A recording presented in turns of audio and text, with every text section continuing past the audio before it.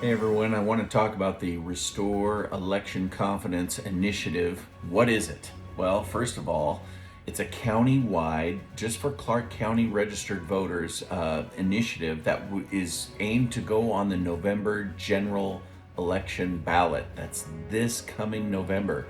And it's really just requiring the auditor to make changes to our election procedures to restore election confidence. So Clark County has been seeing an incredible decline in voter participation. Just this last election, we saw a historic low of only 26%. A group of citizens have been working on, election integrity for years. They've tried to make suggestions, get these reforms, but the auditor refuses. So, many folks have given up on our voting system, and because of these ignored concerns, uh, it's time to act. Elected and unelected officials say everything's fine, nothing to see here, and they refuse to take action. So it's up to us, the people, to put forth common sense reforms to restore election confidence. Restore Election Confidence Initiative, what will it do? Number one, it will enact, maintain, and make available to the public detailed, accurate, and complete chain of custody records for every and all ballots picked up, received, processed, counted, and stored with the Elections Department at all times. That's right. There's no required chain of custody reporting currently. They have to give a final report, but the state allows them to estimate. This last general election, they were off by more than or almost 4,000 ballots. So what they reported on election night, and at the end of the election cycle, they had 3,700 more ballots than what they said that they had on election night. When I inquired about this, they said that the state allows them to estimate, and that's what they do in that process. We want that to not be estimations, but we want chain of custody for the ballots. The second thing is prohibit, and I'm just going to read, actually there's two things and they're kind of tied together, so I'm going to read those together. Prohibit the sending or counting of fraudulent or illegitimate ballots by the auditor or on behalf of the auditor, including but not limited to those addressed to or from deceased, non-existent residents, illegal voters, or ballots without a verified chain of custody. Fraudulent ballots are then defined, illegitimate ballots are then defined in the initiative, but these are very important aspects. The other aspect is voter rolls updates removing deceased individuals, those who have been moved out of the Clark County or otherwise ineligible voters, must be completed with active measures to confirm legitimacy 30 days before the mailing of ballots for any election and maintained up until election day. So these two are tied together, but the election department would be required to keep voter rolls clean and take active measures. Right now, active measures are not taken. If someone just says, hey, I'm a U.S. citizen, if someone just, claims some kind of illegitimate status, they just send out a ballot. This would put more pressure on the elections department to take active measures to make sure that they're trying to make sure that every ballot that goes out is legitimate and every ballot that's counted is legitimate. I don't know if you've heard, but Clark County today recently reported a case where a non-citizen woman voted in 20 years in Clark County over 28 elections, and it was illegal. It was illegal, and when she was caught, she was like, yeah, I did it. I knew it. And the prosecuting attorney's office declined to prosecute. But it wasn't the election department procedures that caught this. It was this voter inadvertently reported herself. So we have to do better. Our elections department can do better, and this would require them to take active measures The next thing, all county-controlled ballot drop boxes, collection, processing, county storage areas are to be equipped with 24/7 HD video recording systems, and all recordings are made available for public records requests. That's important because they might be installing some as a result of this, even though in the last fall and summer, the auditor flatly denied this request, said you don't need video cameras, you have election observers in there, that's good enough.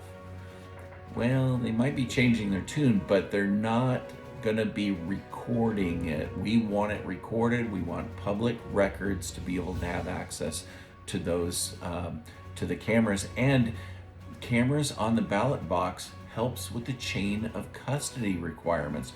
When people drop off their ballots in those boxes, they belong to the counties. They should have eyeballs or cameras on those ballot boxes.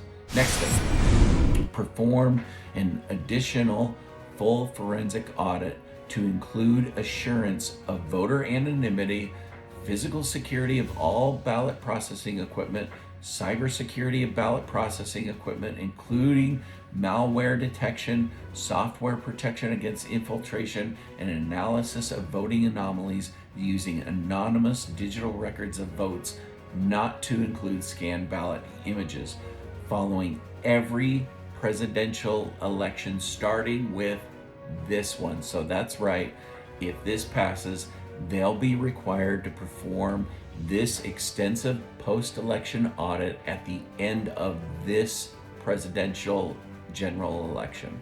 This is really important. So you might be asking, don't we already do an audit? No, we don't. They do a selective 600 ballot tabulator test, which they just recount 600 ballots, and this test failed to get the results, or some ballot errors. For example, there was recounts done in 2022 in which there was a 1 in every 742 ballot error discovery. So in these ballots that they recounted, 1 out of 742 ballots weren't counted. I mean, this is a crazy error rate.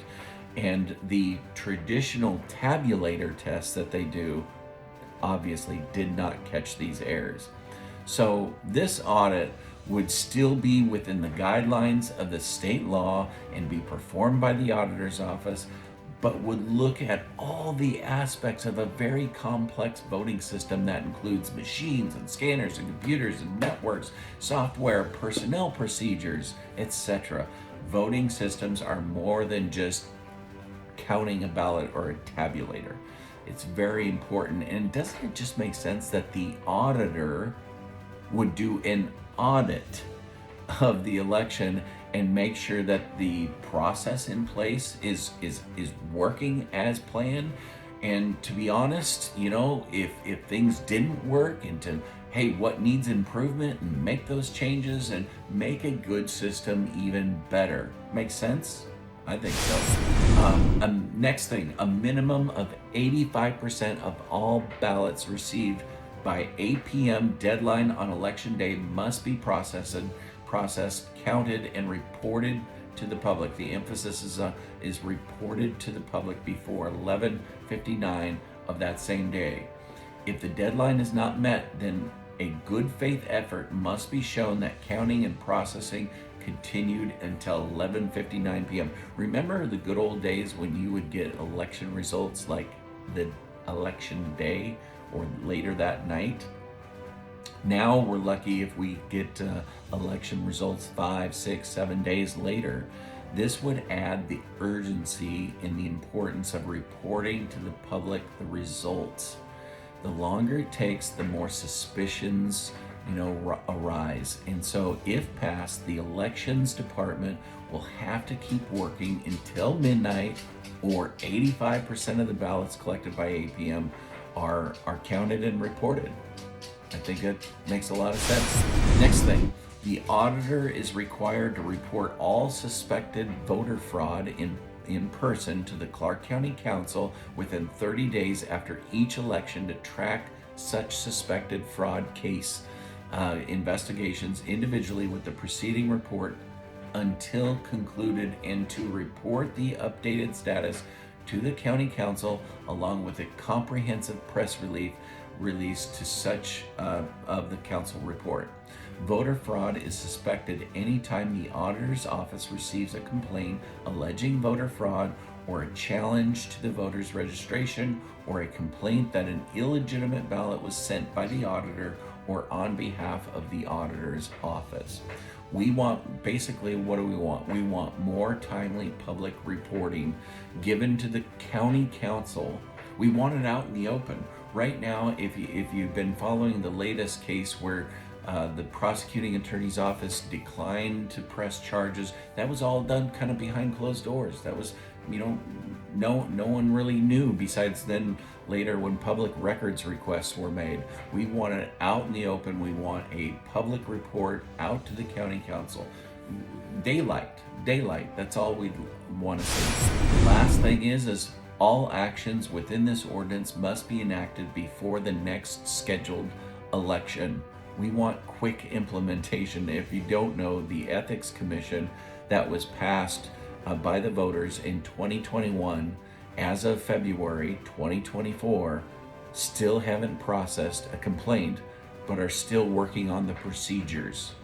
So we want faster than that results. We want implementation right away.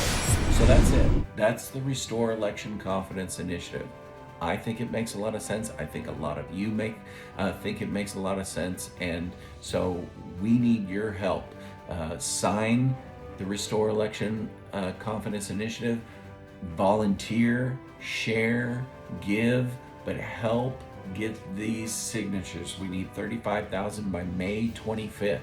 If you have questions or you want more information, go to restorevotes.com. That's restorevotes.com. You can go there and find out all the, right now, as of now, we have close to 30 locations throughout Clark County that you can go and sign the initiative.